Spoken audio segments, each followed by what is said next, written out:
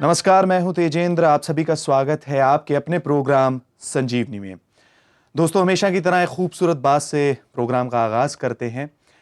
हमारी जिंदगी में एक उलझन के बाद दूसरी उलझन आती रहती है, मगर अगर आप गौर फरमाएं तो आप देखेंगे कि हर उलझन को सुलझाने के बाद हम ये सोचते हैं कि भाई अब शायद जिंदगी आसान हो जाएगी, मगर उसी वक्त एक दूसरी उलझन हमारा इंतजार कर रही होती है और हम उसको सुलझाते हैं और उसके बाद एक और उलझन हमारा इंतजार कर रही होती है। तो डॉक्टर राखी मेहरा से आज ये भी पूछेंगे कि ये जो उलझनें होती हैं ये क्या लेकर आती हैं हमारे लिए और क्या सिखाने के लिए आती हैं या वाकई हमें परेशान करने के लिए आती हैं। मगर सबसे पहले उनका हम स्वागत करते हैं। डॉक्टर राखी मेहरा, आपका स्टूडियो में बहुत बहुत स्वागत है।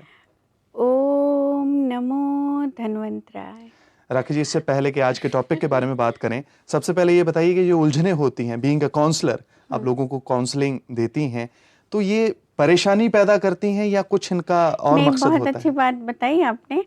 उलझने आपने जो कहा ना कि ज़िंदगी का एक अहम पहलू है और उन्हें आनी भी चाहिए, क्योंकि वही एक दूसरी राह निकालती हैं उनके सॉल्यूशन के लिए। सबसे बड़ी बात ये है कि कोई भी उलझन यदि आपने सुलझाई नहीं हो तो उसका सॉल्यूशन कहाँ से आएगा। बिल्कुल। तो ये बहुत अच्छी बात है कि हमें नए-नए रास्ते खोलने के लिए नई-नई परेशानियाँ ही हमारा सही एग्ज़ाम्स होती हैं, जी, जो बताती हैं कि आप कितने सक्सेसफुल रहे उस पल पे। बिल्कुल सही कहा तो आपने। ये, और आप जहाँ तक स्वास्थ्य की बात देखें तो हर पल यदि आपका सिर ठीक है तो पाँव ठीक नहीं है, पाँव ठीक है तो नाखून ठीक नहीं है, नाखून ठीक है तो दाँत ठीक नहीं है। जी, कहीं न कहीं कुछ न कुछ ठीक नहीं है, और ये ठीक नहीं है इसको जानने के लिए ही हम बैठे हैं कि किस तरह से उसको अपनी ही होलिस्टिक अप्रोच, जिसको कहते हैं आयुर्वेद सिस्टम ऑफ मेडिसिन, जो तकरीबन 5000 वर्ष पुराना है, उससे कैसे सुलझाएँ। बिल्कुल।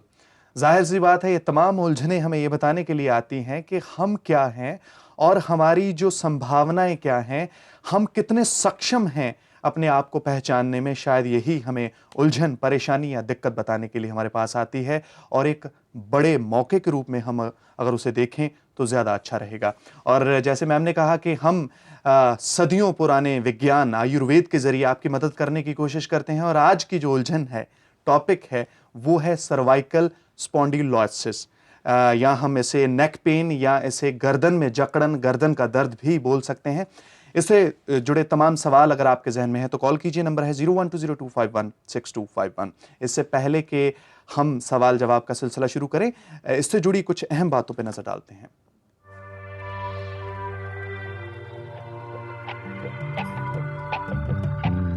बैकबोन हमारे शरीर का एक इम्पॉर्टेंट पार्ट है। इसके एक सिरे पर टिकी होती है हमारी गर्दन। गर्दन के लचीलेपन की वजह से ही हम अपने दाएं, बाएं, ऊपर और नीचे देख सकते हैं। कुदरती तौर पर हम गर्दन को किसी दूसरे अंगों से कहीं ज्यादा मोड़ या घुमा सकते हैं। बैकबोन गर्दन सहित पूरी बॉडी को बेस देती है। इसी बेस के सहारे इंसान ठीक ढंग से काम कर पाता है। गर्दन और बैकबोन का ज्यादा लचीला होना कई बार मुसीबत की वजह बन जाती है। झटके या चोट लगने से इसके फ्रैक्चर होने के ज्यादा चांसेस होते हैं। गलत ढंग से लेटने, ज्यादा देर तक बैठने, अधिक बोझ उठाने, झटके से झुकने की वजह से अक्सर बैकबोन और गर्दन में दर्द शुरू हो जाता है। इसे ही सर्वाइकल स्पॉन्डिलाइसिस कहते हैं। बैकबोन में दर्द की ये समस्या किसी भी उम्र के आदमी को हो सकती है। डिस्क के घिसने या किसी तरह की टूट फूट से लगातार दर्द की शिकायत बनी रहती है। सर्वाइकल स्पॉन्डिलाइसिस की प्रॉब्लम लेटकर टीवी देखने, मोटापा, लंबे समय तक लिखने पढ़ने, तनाव, ज्यादा ऊंचे तकिए पर सर रखने जैसे कारणों से भी हो सकती है। इसके साथ ही कई बार ऑफिस में देर तक गलत पोस्चर में बैठने की वजह से भी सर्वाइकल पेन शुरू हो जाती है। अगर हल्के फुल्के योगा और मालिश के बाद भी दर्द लगातार बना रहे तो तुरंत किसी अच्छे डॉक्टर को दिखाना चाहिए। जी हाँ, सर्वाइकल स्पॉन्डिलोसिस से जुड़ी ये कुछ अहम बातें थी। अगर आप इस प्रॉब्लम से दो चार हैं, फेस कर रहे हैं, तो जल्दी से कॉल कीजिए। नंबर है 0120251621। आप हमें एसएमएस भी कर सकते हैं। टाइप कीजिए एसजे, स्पेस दीजिए, अपना सवाल लिखिए, स्पेस दीजिए, अपना नाम और पता लिखकर सेंड कर दीजिए 560068 पर। रागिनी है अभी हमारे साथ, आइए उनसे बात करते हैं। रागिनी, स्वागत है आपका, क्या पूछेंगी? हेलो जी पूछिए अपना सवाल। Good morning ma'am. Good morning Ragini. Ma'am ऐसा है, मेरी बेटी है 18 ईयर्स की हम्म और उसको जैसे हर महीने पीरियड के समय बहुत पेन होता है। मेरी लड़की का ये ज़्यादातर लड़कियों की प्रॉब्लम है, तो मैं ये चाहती हूँ जैसे वैसे वो पेन किलर ले लेती है, अगर आयुर्वेद में इसका कोई परमानेंट इलाज हो तो। रागिनी जी, ये डिस्मेनोरिया की बीमारी प्रायः हर दूसरी लड़की को मिलती है और इसके लिए ये पेन किलर ले लेती हैं अक्सर। लेकिन मैं एक बात बता दूं, ड्यूरिंग पीरियड के टाइम और 1 वीक प्रायर कोई भी लग्जेटिव, उसमें खास तौर से जैसे त्रिफला पाउडर है, स्वादिष्ट विरेचन है, ये 1 चम्मच रात में सोने के पहले इनको लेना चाहिए। कॉन्स्टिपेशन एक बहुत बड़ा रीज़न होता है ये डिस्मेनोरिया में, खासतौर से जो इस फर्स्ट 2 डेज़ में जो इनको बहुत तेज पेन होता है। लेकिन ये अलग अलग टाइप के होते हैं, मेम्ब्रेनस होता है। अनमैरिड गर्ल्स में जो स्पाज्मोटिक पेन होता है, ये इसकी वजह भी होती है, लेकिन इनको केवल ओरल मेडिसिन से ठीक किया जा सकता है। आप नोट करें एक दवाई, रजब प्रवर्तनी वटी। रजब प्रवर्तनी वटी 1 गोली सुबह दोपहर शाम, ये 3 बार इनको 2 महीने तक कंटिन्यूस देनी है। लेकिन ध्यान रखें कि महीने के 5वें दिन से 21 दिन तक देनी है और फिर 5 दिन छोड़ देना है और फिर महीने के 5वें दिन से दूसरे महीने। तो 2 साइकिल तक आप पीरियड देखें और मुझे ज़रूर बताएं। जी, और एक बार फिर से आपको याद करवा देना चाहते हैं कि सर्वाइकल स्पॉन्डिलोसिस के बारे में आज हम बात कर रहे हैं, यानी नेक पेन, गर्दन में जकड़ या गर्दन में दर्द की शिकायत जब हो तो आपका सोल्यूशन हम ढूंढेंगे। कॉल कीजिए, नंबर है 0120251621। एसएमएस भी कर सकते हैं, टाइप कीजिए एसजे, स्पेस दीजिए, अपना सवाल लिखिए, स्पेस दीजिए, अपना नाम और पता लिखकर सेंड कर दीजिए 560068 पर। अभी लेना होगा एक छोटा सा ब्रेक, देखते रहिए संजीवनी।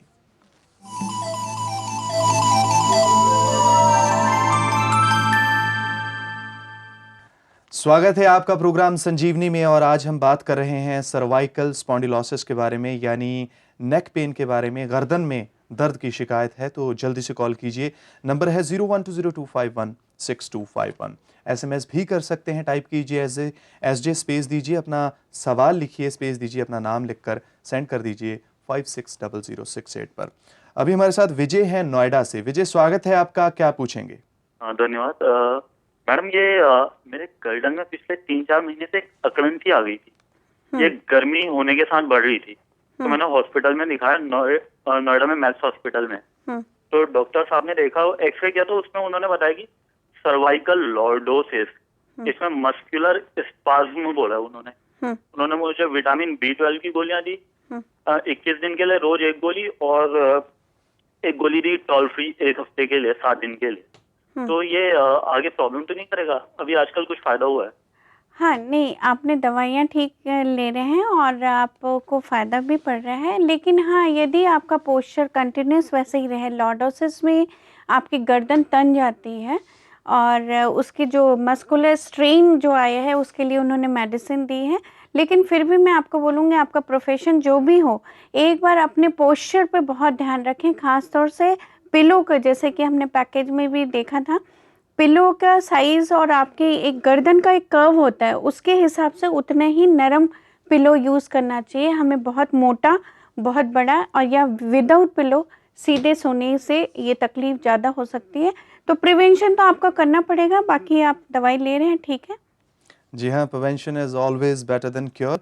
हमारे साथ पूजा है आगरा से। पूजा, स्वागत है, क्या पूछेंगी? जी पूजा, आप पूछिए अपना सवाल। गुड मॉर्निंग पूजा। मैम, ये मैं पूछना चाहती हूँ कि जैसे हम लोगों का पीरियड टाइमिंग्स होता है तो 5 डेज होता है, तो उसमें मुझे कि 3 डेज ही हो पाता है, फिर 2 डेज नहीं हो पाता है।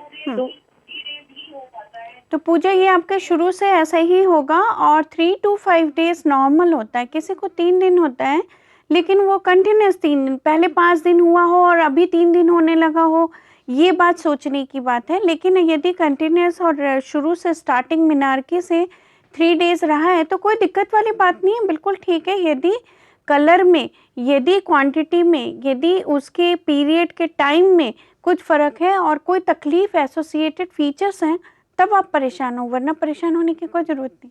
बिल्कुल, परेशानी के बिना परेशान होना अच्छा नहीं है। सीताराम है अभी हमारे साथ, ये भी स्वागत एक है। उलझन है। ये भी एक उलझन है। जी। सीताराम है हमारे साथ। सीताराम जी क्या पूछेंगे? हाँ, सर्वाइकल स्पॉन्डिलाइटिस का प्रॉब्लम है फादर को। हेलो। जी जी पूछिए।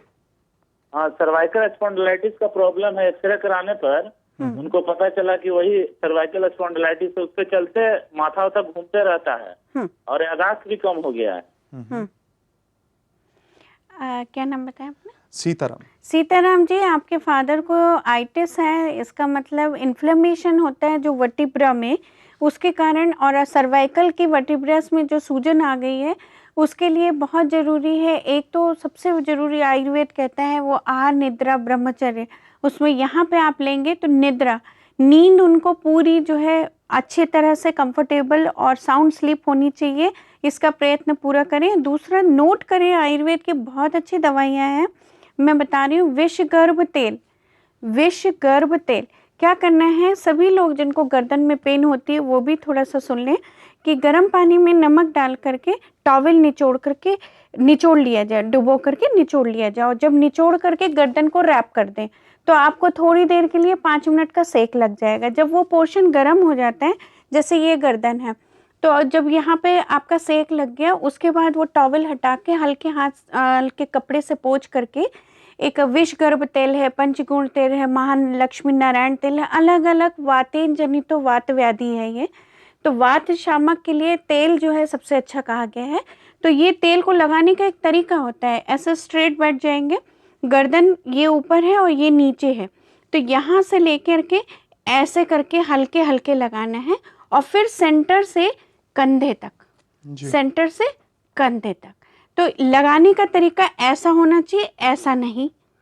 दूसरी बात है, कंधे से ऐसे नहीं करना, हमें यहाँ से मीडियम से पेरिफेरी ऐसे लेटरल की तरफ जाना। तो ये कंधे ऐसे दबाएंगे, ये हल्का सा एक मसाज क्रिया है, बहुत फ़र्क पड़ता है।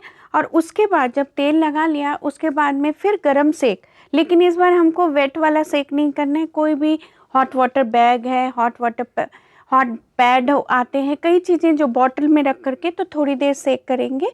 और ध्यान रखेंगे पिलो का अपना साइज़ वो रखने, क्योंकि फादर को आइटिस है तो उनको दवाइयाँ खानी भी पड़ेंगी।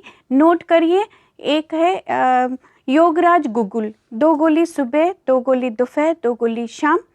इसको लेने का तरीका है रासनादी क्वाथ लिख लें, और ये क्वाथ काढ़ा हर बार फ्रेश बनाना है और 3 बार इन गोलियों के साथ में देना है, उनको फ़र्क ज़रूर पड़ेगा। और बिल्कुल